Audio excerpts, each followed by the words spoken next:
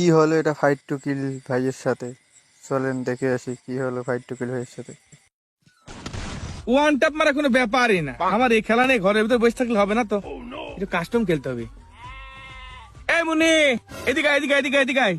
ভাই আমি এই তুই কি ফ্রি ফায়ার খেলিস? হ্যাঁ ভাই খেলি তো।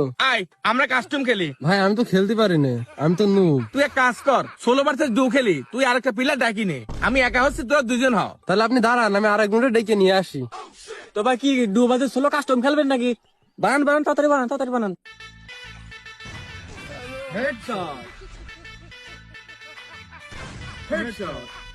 কি রে, তোরা বলে নোব, তোরা বলে খেলতে পারিস নি, কি হেডশট মারলে? যদি প্রো প্লেয়ার যদি তোরা হতে তাহলে কি হইতো? তুই বলে নোবেক কিনে আসলি, নোবের কোনোদিন 68% হেডশট রেট হয়।